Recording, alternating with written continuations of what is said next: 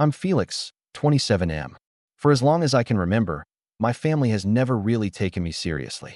I've always been the sensitive one, the dreamer, or as my cousin Ezra once said when we were kids, the useless one who doodles in notebooks instead of doing anything that matters. Those words stuck with me more than I'd like to admit. Art has been my safe place since childhood. While the rest of my relatives were chasing practical careers, climbing ladders, or bragging about business ventures, I was sketching, painting, experimenting with clay and ink. To them, it was all a phase. To me, it was the only thing that made sense. My parents weren't supportive, but they weren't openly cruel either. They'd sigh when I said I wanted to apply to an art program, mutter things like, "We'll see how long that lasts," and subtly redirect conversations to my older brother's job promotions. It was my uncle, Gerard, and his wife, Muriel, who really made sure I knew where I stood.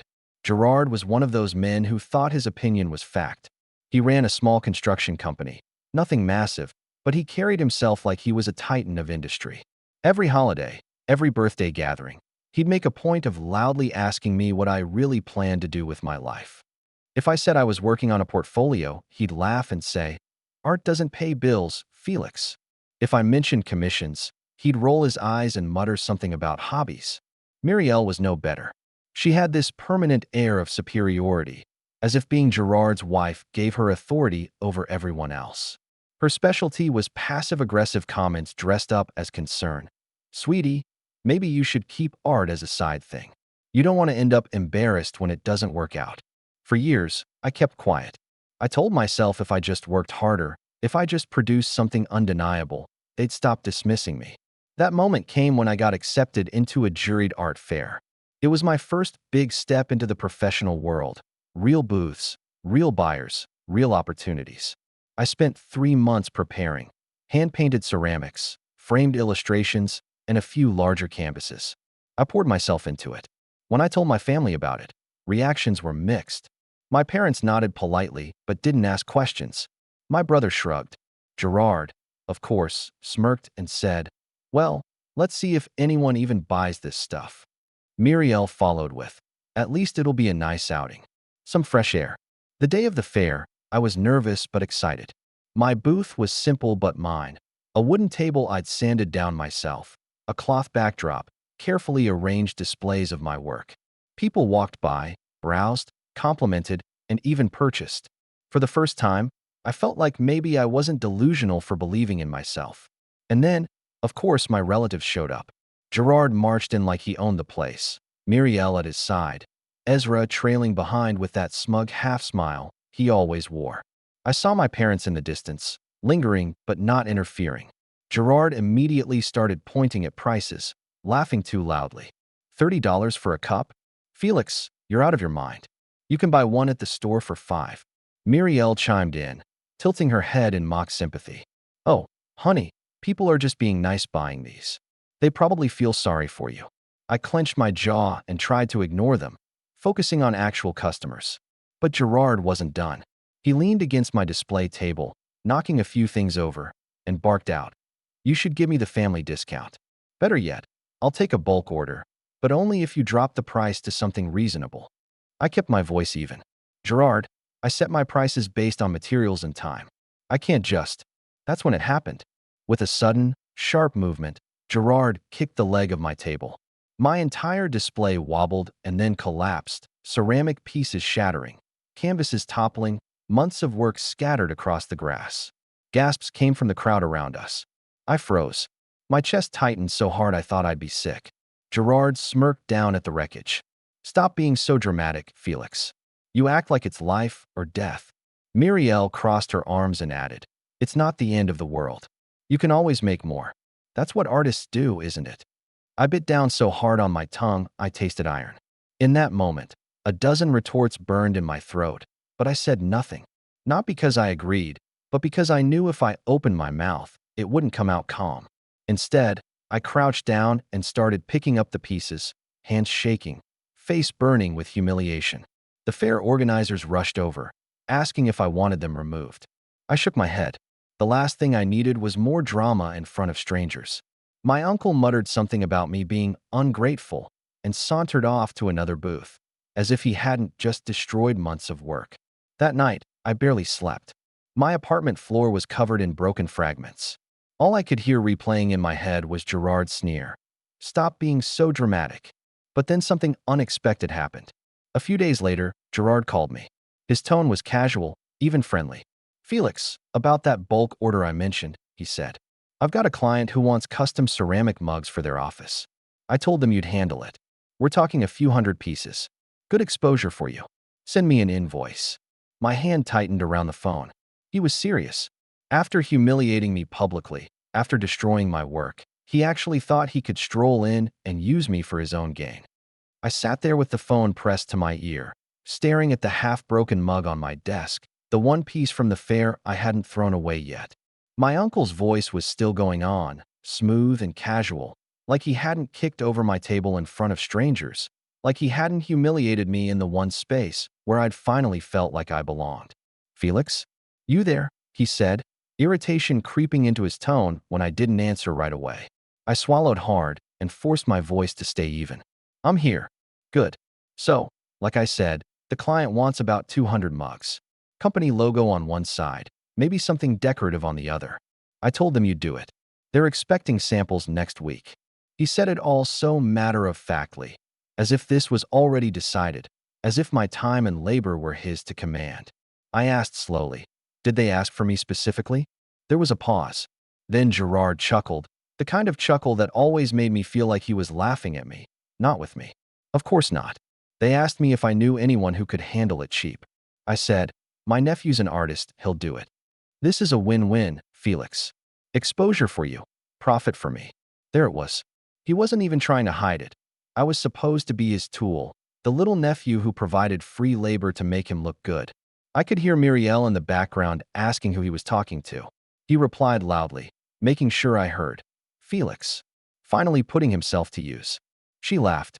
I gripped the phone tighter. For years, I had swallowed moments like these, convincing myself I could endure their sneers, that it wasn't worth starting a war. But that kick at the fair, that was different. That was public. That was deliberate. And now, to come to me as if nothing happened, something inside me clicked into place. I'll think about it, I said flatly. Gerard didn't like that answer. Think about it. What's there to think about? This is your chance. Don't waste it, Felix. You've been waiting for something like this your whole life. I almost laughed at the absurdity of it. He actually believed he was doing me a favor. I'll get back to you, I repeated, and hung up before he could argue more. That entire night, I paced my apartment, ideas spinning. On the one hand, I wanted to throw the phone across the room, block his number, and refuse him outright. But another part of me, a quieter, sharper part, realized this was an opportunity. For once, Gerard needed me. He had promised a client something he couldn't deliver without me. He'd put his reputation on the line, and I held the missing piece. The thought of it gave me a strange, steady calm. The next day, Gerard called again. This time, his tone was clipped, impatient. Well, what's the holdup? I'll need details, I said simply. Logo files, quantity, timeline, and I'll need to draft a contract. He scoffed so loudly I had to pull the phone away. A contract? Felix, this is family. Don't make this complicated. Gerard, I said, making sure my voice didn't waver. If you want professional work, you'll treat me like a professional. That means a contract. For a second, silence. Then Muriel's voice cut in from the background, sharp and condescending. Felix, stop pretending you're some big-shot business owner. Just be grateful you're even being considered. I could picture her, standing there with her arms crossed, lips pursed in that superior little smile she always wore. I'll draft something and send it over, I said calmly, and hung up. Over the next week, I worked in silence. Not on mugs, not yet. On paper. I contacted a friend from art school who had gone into freelance graphic design and had plenty of experience with contracts. Together, we put together terms that were airtight. Deposits up front, specific deadlines, late fees, non-refundable costs for custom orders. Everything laid out clearly. When I sent the contract to Gerard's email, his response came within the hour. What is this nonsense? A 50% deposit? Non-refundable? Felix, you're acting like some lawyer. Just make the mugs. I replied with one line. No deposit, no work. 2 days later, I received a notification, deposit paid. That was the moment I realized just how much he needed me. I started sketching designs, but my mind wasn't really on the art. It was on every sneer, every laugh, every dismissive comment I'd endured. I remembered the way Ezra had smirked at the fair while my work lay shattered on the ground. I remembered Gerard's booming laugh echoing in my ears as people stared. I remembered Muriel's cold little, "You can always make more." I thought about how many years I'd stayed quiet, convincing myself it was better not to fight back. And then I thought about what it meant that Gerard had put his reputation on the line with a client and come crawling to me to save face. Every brushstroke, every draft, every sample I made carried that thought in the background. They need me, and they don't even realize how much power they've just handed me. When I finally invited Gerard to my studio to review the first samples, he showed up late. Of course. Muriel came with him, her perfume filling the air before she even stepped into the room. Gerard looked around at my little space, the shelves of paints, the workbench, the drying racks, and gave a low whistle. "So this is where all the magic happens, huh?" he said mockingly, running a hand over one of my sketches without asking. "Don't touch that," I said sharply, more sharply than I intended.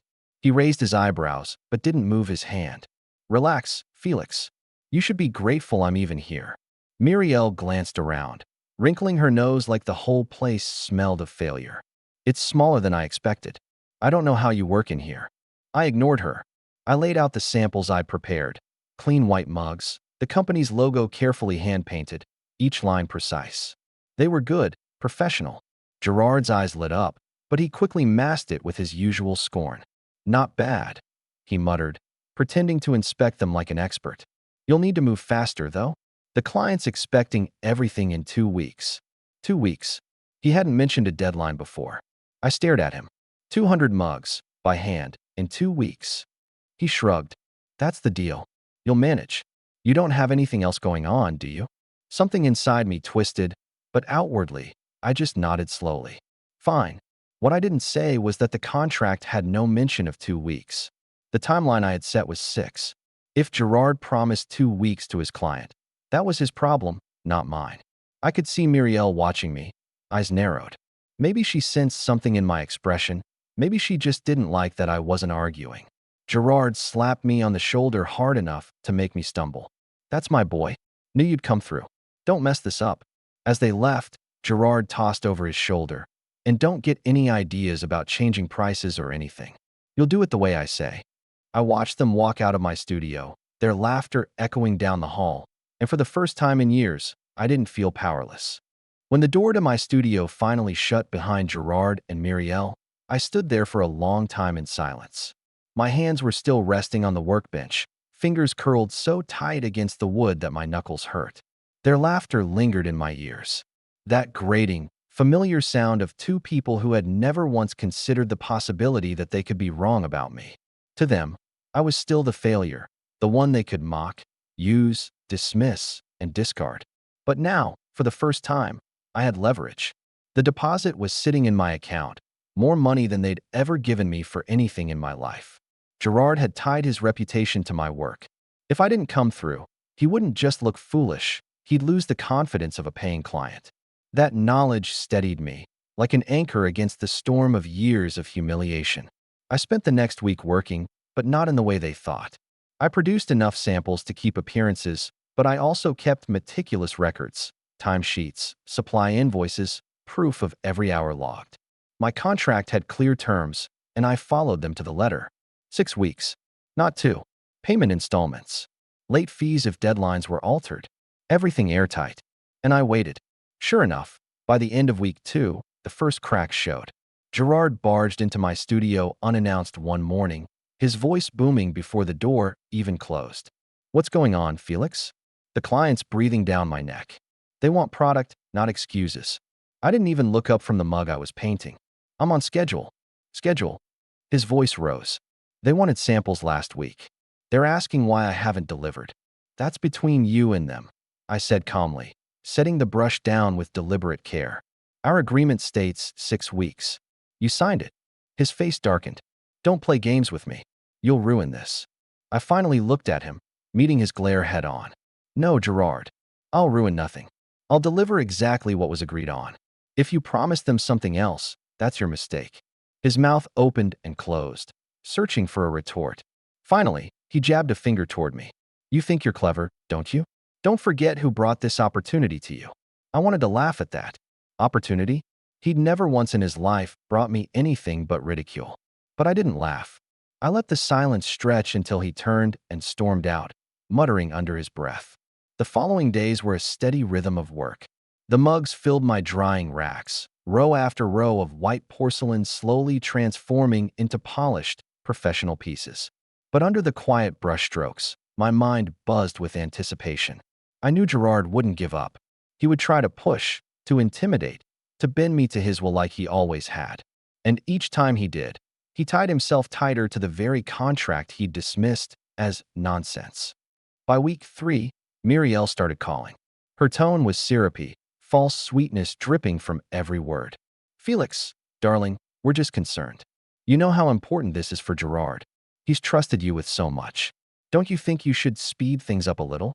I kept my responses short. I'm on schedule, but the client is growing impatient. Then Gerard should not have made promises outside our agreement. She sighed dramatically. You're making this harder than it has to be. No, I replied, steady and firm. I'm making it exactly as hard as it has to be. Her voice sharpened then, dropping the facade. Don't forget, Felix, family comes first. You should be helping us, not hiding behind paperwork. Family comes first. The phrase made something twist in my chest. Family had never come first for them. Not when they humiliated me. Not when they dismissed every dream I had. Not when Gerard destroyed my work in front of strangers. Family only came first when it benefited them. I didn't bother answering. I ended the call. By week 4, the tension reached a boiling point. Gerard showed up again, this time with Ezra in tow. I heard them before I saw them. Gerard's heavy footsteps. Ezra's amused chuckle echoing down the hall. When they entered, Ezra's eyes swept over the shelves stacked with mugs. Wow, he said, smirking. You've actually been busy. Didn't think you had it in you. Gerard ignored him, going straight to the racks. He picked up a mug, turning it over in his hands. These are done. Why aren't they delivered yet? They're part of the final order, I said evenly. He slammed the mug down on the table, making me flinch. You're stalling. I'm following the contract. Ezra snorted. You and your little contracts. Acting like you're some big shot. I turned to face him, my voice calm but edged. Ezra, unless you're here to help, leave. He laughed, shaking his head. Still so dramatic. No wonder nobody takes you seriously. Gerard stepped closer, his bulk looming. Listen, Felix. You will hand over half of these by tomorrow. The client is threatening to walk. Do you want that on your head? My heart was pounding, but I forced my voice to stay level. If the client walks, it will be because you lied to them about the timeline, not because I failed. His face reddened. For a moment, I thought he might flip the racks over, just like he had at the fair. Instead, he jabbed a finger in my face. You'll regret this. Don't push me. He turned sharply and stormed out, Ezra following with that smug grin still plastered across his face. I stood in the silence that followed, chest heaving, and felt something shift inside me. They were unraveling. The more they pushed, the more desperate they became. And the more desperate they became, the more power I held. Week 5 was the breaking point. I was in the middle of glazing when my phone buzzed with a furious string of messages from Gerard. Client furious. This is unacceptable. Deliver now or deal is off. I let the messages sit unanswered. An hour later, my doorbell rang. It was my parents. They stood there awkwardly, avoiding my eyes. Felix, my father began. Maybe you should just give Gerard what he's asking. Keep the peace. I stared at him in disbelief. Keep the peace? He destroyed my work, humiliated me, and now he's trying to exploit me. And you want me to give in? My mother sighed. He's family. Sometimes you have to compromise. I shook my head. I compromised for years. Not anymore. They exchanged a look, one of those silent parental conversations I'd grown up watching. Then, without another word, they left. Their absence didn't hurt as much as I thought it would. If anything, it hardened my resolve. Finally, the deadline arrived. 6 weeks. Every mug was finished, lined up in perfect rows, each one a small testament to my patience and restraint. I packed them carefully into boxes, labeled them, and stacked them neatly. Then I sent Gerard an email. Order complete. Balance due upon delivery. Per contract terms, Late fees apply. I didn't have to wait long. Within minutes, my phone rang. Gerard's voice was a mixture of rage and panic. Balance due? Late fees? Are you kidding me, Felix? I'm not paying a cent more than we agreed. You signed the agreement. I reminded him, my tone steady. Payment in full before delivery. This is extortion, he roared. No, I said quietly. This is business. There was silence on the other end. Then, finally, he spat. Fine. You'll get your money. But don't think for a second this makes you better than us. The line went dead. I stared at the phone, my pulse steady, my hands calm. For the first time in my life, I wasn't the one scrambling, apologizing, shrinking under their disdain. Gerard showed up the next morning with his usual swagger, but this time there was a slight edge in his step, a hint that he knew something was wrong. Muriel was with him, of course, flanking him like a shadow, and Ezra trailed behind, smirking as if he already thought he knew how this would end. I greeted them at the door, calm and collected, though my pulse thrummed with anticipation. The boxes were stacked neatly in the corner of my studio, labeled and ready for delivery. Every single mug was accounted for, every custom design exactly as the client had requested. Here they are, I said, gesturing toward the boxes. The order is complete. Full payment was received. Per contract, delivery only occurs now. Gerard's eyes narrowed. Delivery? What are you talking about? You're supposed to hand them over to me. I'm delivering them to the client, I said. As per the contract. You promised me nothing about collecting them yourself. Muriel blinked, and I could see the first flicker of panic cross her face. Felix, you can't just. I held up a hand. Contract. Terms clearly state that I deliver directly to the client. You bypass the contract at your own risk. Ezra laughed nervously, glancing between his parents and me. This is getting ridiculous. They're mugs, Felix. Just hand them over and stop acting like. I didn't let him finish. No, I said firmly. The terms are the terms. Delivery is to the client. Balance is paid. Late fees, deposits, deadlines, all followed. You wanted this project? You agreed to professional terms. You're being reminded of them now. Gerard's jaw tightened. His usual confidence wavered, replaced by a sharp edge of frustration I had never seen before. He leaned closer, voice low and dangerous. I don't care about your contract. Your family. You'll make an exception. You'll give me the order. I shook my head. No exceptions. You agreed. You signed. Muriel's voice rose, brittle with tension. Felix, don't be difficult. You've been lucky to have us advocate for you in the past. Don't ruin this now. I smiled, the smallest, coldest smile. Lucky. You destroyed my booth at the fair. You mocked my work. Lucky? That's a word for someone else. Suddenly, Gerard's phone buzzed. He pulled it out and scowled at the screen. I recognized the client's name flashing across it. He answered, voice tight. Yes, I have them. I stepped back and let him talk. Wait, his tone shifted. You received them directly? You what? His voice went higher, more frantic. Muriel's hand went to her mouth. Ezra's smirk faltered.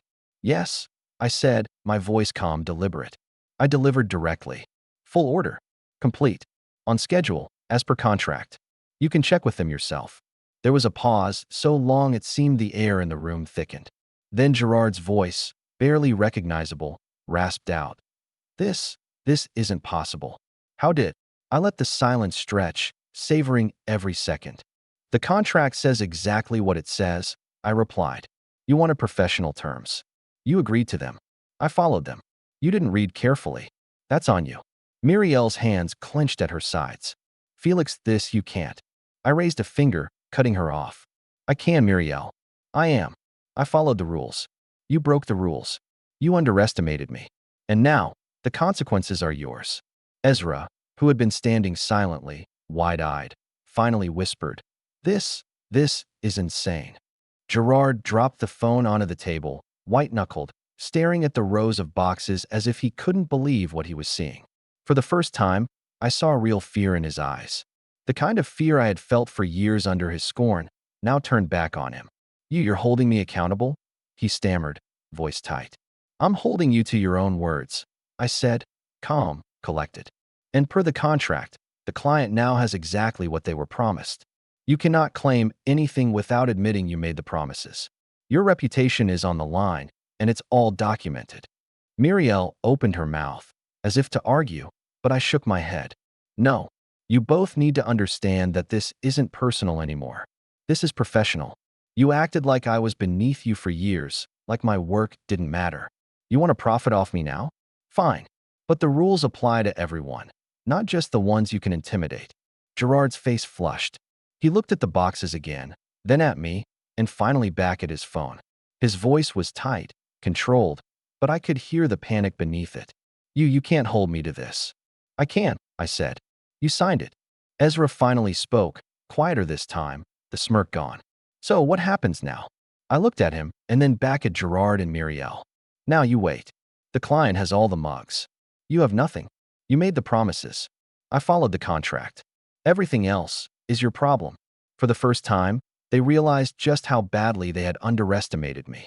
Their faces betrayed disbelief, shock, and a dawning panic. Gerard opened his mouth, then shut it. Muriel turned pale, looking as though she wanted to vanish. Ezra's shoulders slumped. And in that moment, I felt something I hadn't felt in years. Power. Real, tangible, sweet power. But I wasn't done. I could see the wheels turning in Gerard's head. He was trying to figure a way out, some angle he could exploit, some way to claw back control. But every possibility was blocked. Every path he might take already accounted for. He had stepped into the trap, and now he had to live with it. I leaned against the table, calm, letting them stew in their own failure. The air between us was thick with tension, heavy and electric. After the initial shock in my studio, Gerard, Muriel, and Ezra left without a word. I could hear them whispering heatedly as they walked to the car, but I didn't care. I stayed behind, methodical and calm, tidying up the last few mugs, checking labels, and making sure everything was accounted for. I had delivered the order directly to the client the previous day, and now the consequences were beginning to unfold.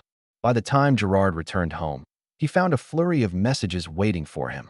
The client had written to him directly, gushing about the quality of the mugs, the speed of delivery, and their satisfaction with the professional handling of the order. They specifically mentioned Felix by name, praising his precision, attention to detail, and dedication. Gerard's initial reaction was to call me, shouting that I had ruined everything and that I was making them look bad. I reminded him politely that the contract was followed exactly, deposits were received, and the timeline had been met. I could not, care about his fury. The next day, Muriel tried her usual passive-aggressive approach. She called to check in and hinted that perhaps I had been a little too rigid with Gerard. I reminded her calmly, again citing the contract, that professionalism and fairness were not negotiable. Her tone grew brittle. She was losing control. Then came the final humiliation for them. Gerard had counted on Ezra's support in convincing me to bend, but Ezra, previously smug and confident, had started receiving direct praise from the client as well. They specifically said Felix's organization and handling of the project had saved them from a chaotic situation, mentioning that he ensured all timelines were met and that the design quality exceeded expectations. Ezra tried to argue back when Gerard called him in frustration, but he was rendered speechless by the glowing review. By the end of the week, the full consequences hit. Gerard realized that not only had Felix delivered an exceptional order under exact terms, but in doing so, he had exposed Gerard's incompetence and overpromising. The client had mentioned that they would be returning to Felix for future work directly, effectively cutting Gerard out of the loop entirely. The construction mogul's smug reputation had taken a serious hit. Muriel, meanwhile, was furious and flustered. She had tried to publicly minimize Felix's achievements at family gatherings, but now the truth was undeniable. He had outperformed everyone, gained client trust, and demonstrated professionalism they could not touch. Their veneer of control had completely shattered. Even my parents, who had stood on the sidelines and tried to counsel compromise, had to admit, silently, that the tables had turned. I hadn't just defended myself. I had shown them all that I was capable of handling real-world challenges, something they had doubted for years. The best part? Gerard and Muriel couldn't directly retaliate without exposing themselves further. Any attempt to sabotage my reputation would look petty and unprofessional, especially with the client's glowing recommendation now public in their eyes. Ezra tried to make a joke at the next family gathering, a feeble attempt to belittle me, but even my parents refused to laugh. It was as if Finally, the family's hierarchy had been overturned, with me at the top in the one area that mattered: respect for my work and recognition of my abilities. I didn't gloat openly. I didn't need to. Their faces said everything. Gerard's pride had been wounded. Muriel's smugness cracked. Ezra's self-confidence was shaken. And the client's praise and repeat business ensured that any further attempts by them to undermine me would be futile. In the end, the situation was clear. Gerard's arrogance had backfired spectacularly. He had humiliated me publicly, tried to exploit me, and ended up highlighting his own incompetence. Muriel's manipulative attempts had failed completely. Her attempts to control or diminish me only made her look desperate and petty.